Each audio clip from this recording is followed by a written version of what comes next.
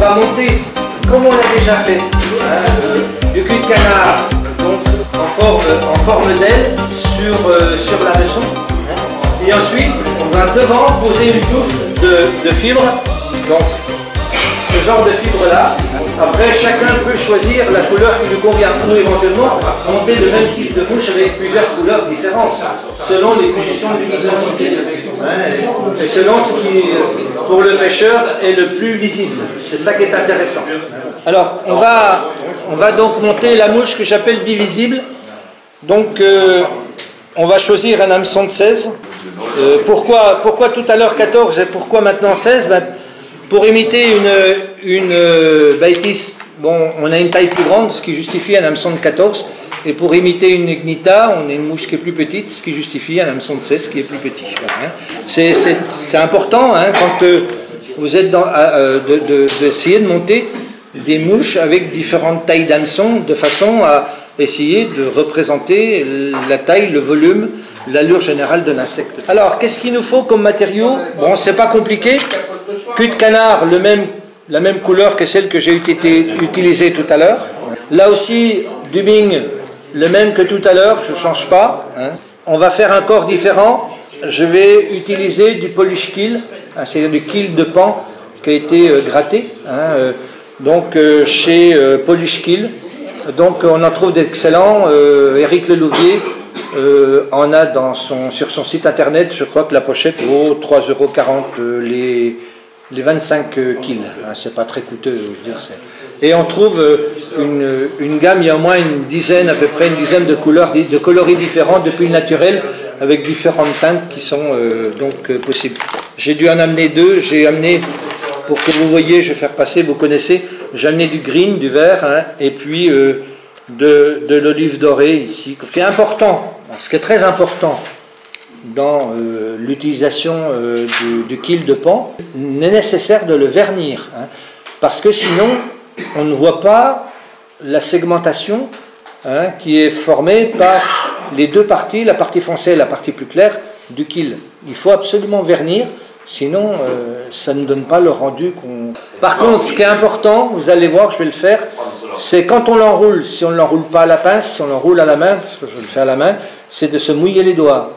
Donc avec de la salive, pour que ça glisse bien, et vous allez voir, l'enroulement est extrêmement facile. En même temps, ça l'humidifie légèrement, mais bon, c'est surtout pour faciliter la prise en main du kill. Ah, j'ai essayé un nouveau type de porte-bobine, qui est pas mal aussi, hein, c'est du CF, je sais plus quoi, CFT Design, qui sont pas mal. L'intérêt, c'est qu'à l'intérieur, je le ferai circuler, vous verrez, à l'intérieur de la partie du tube, là, il y a un morceau de mousse qui permet d'éviter à ce que le fil se descende, etc. Voilà, on a le passe-fil, oui. C'est ce passe-fil-là qui permet justement d'introduire le fil de rappel. On démarre l'enroulement légèrement 2 mm après l'œilleton, toujours. Hein. Ensuite, on s'arrête donc ici à hauteur de la pointe de l'hameçon. On va poser les cercles. Voilà, j'ai prélevé ma touffe. Je le ramasse entre mes doigts. J'enlève l'excédent. On peut mouiller aussi. Bon, des fois je le fais, des fois je ne le fais pas. Tout à l'heure je ne l'ai pas fait. Le fait de mouiller avec un peu de salive permet de coller les fibres de la plume entre elles. Voilà. Je vais la raccourcir un peu. Ça me paraît être bien équilibré. C'est bon. Maintenant, donc, je vais prendre un... Vous voyez, donc la bordure est bien marquée. Hein. Pour pouvoir l'enrouler dans de bonnes conditions, il faut que le kill soit placé et fixé avec la bordure foncée en haut, toujours. Hein, voilà. Donc le kill étant bien sûr positionné face à soi. Non, pas de... Ne serrez pas trop le début de l'enroulement, parce que si vous serrez à mort, vous allez faire une amorce de rupture et il risque de casser lors de l'enroulement.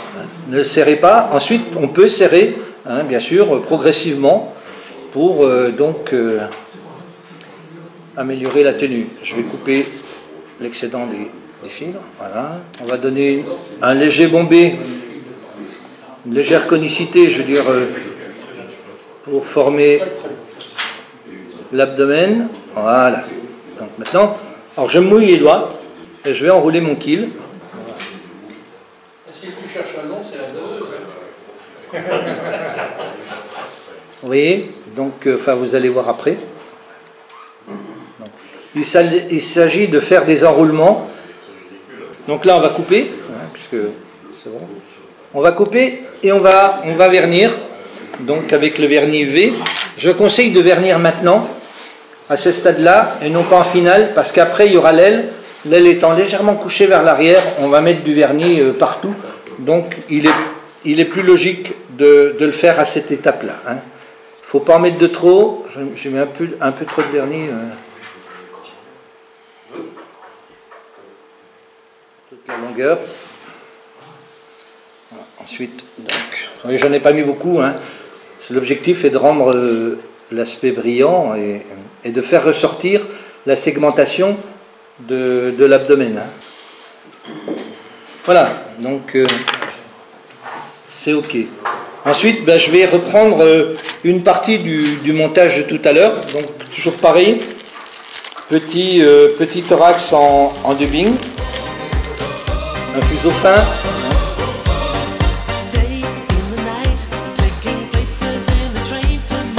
Je remonte au fur et à mesure, le plus fin possible. Hein.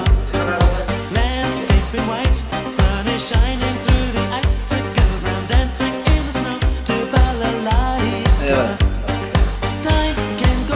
voilà, donc troisième étape du montage. Maintenant, alors je vais choisir une plume de cul de canard.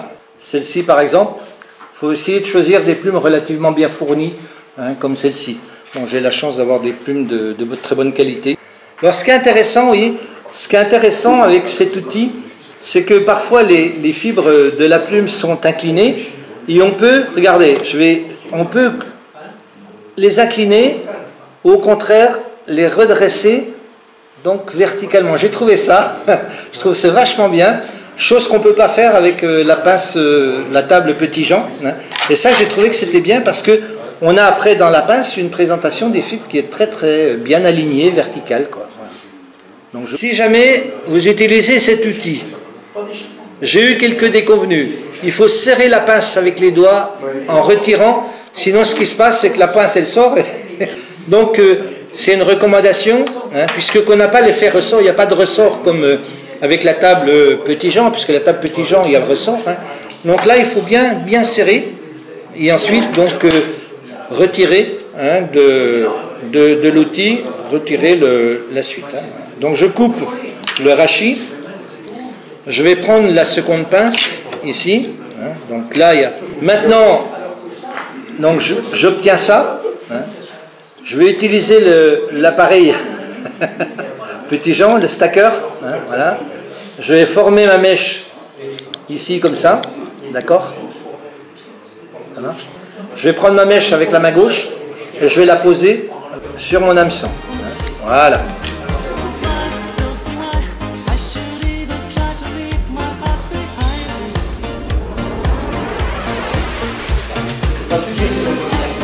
Je redresse un peu, oui, derrière. Voilà, pour la maintenir. Il y a, de toute façon, il y a la boule qui va la tenir verticale. C'est pour ça que je fais cette boule. Parce qu'elle maintient la position comme si c'était l'aile d'un insecte, bien sûr. Voilà. On va couper donc la partie ici.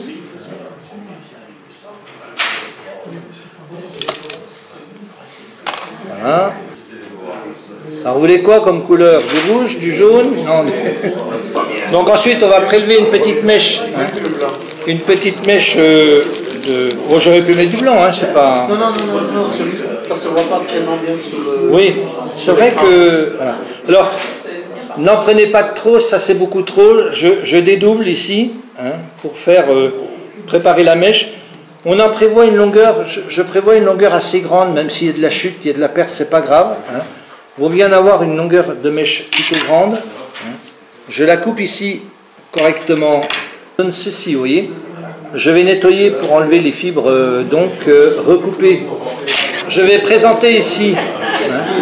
Je vais présenter ici ma mèche, donc verticalement au-dessus de mon hameçon. Je bloque mon fil entre mon pouce et mon index. Et ensuite, un petit coup de nœud guillotine. Ouais, voilà. Ensuite, je vais donc couper la partie excédentaire ici. Faire une belle petite tête.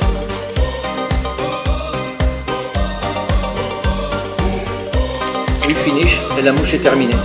C'est pas une mouche très compliquée à faire. Voilà.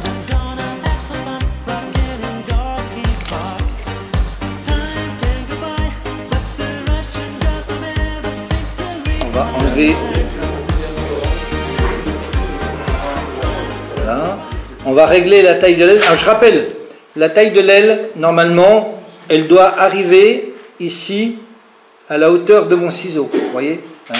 Le point de repère, c'est le point de départ des cercles, la fin de l'abdomen à l'arrière. Donc ici, je vais couper, hein, donc à la hauteur de mon ciseau, de façon à donner une espèce de voilier, comme une aile d'éphémère. Voilà, hein. Donc c'est plus facile en retournant, pour moi en tout cas. Hein. Donc je vais faire comme ça. Je vais poser mon ciseau ici. Hein. Et voilà. La mouche est finie, terminée. Bon, il faut ensuite, bien sûr, faire quelques petites finitions.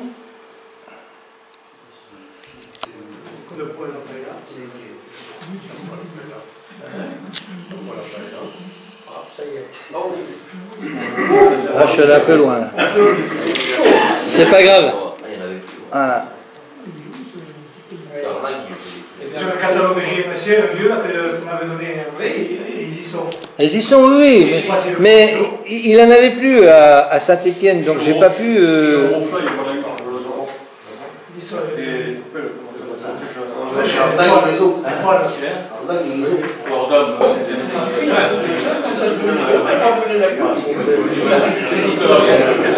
Voilà. Vernis.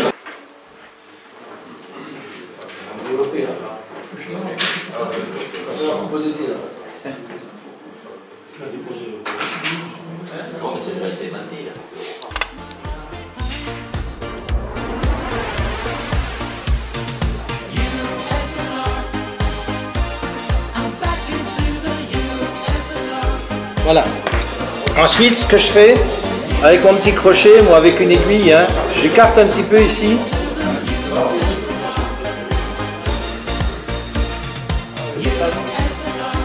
Pour simuler des pattes, hein, comme ça, vous voyez, de dubbing.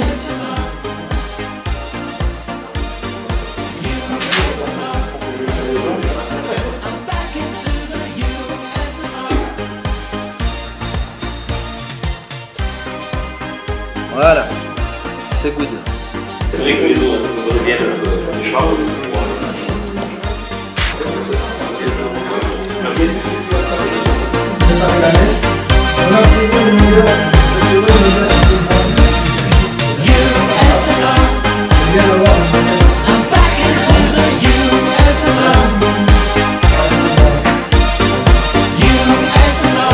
Merci messieurs.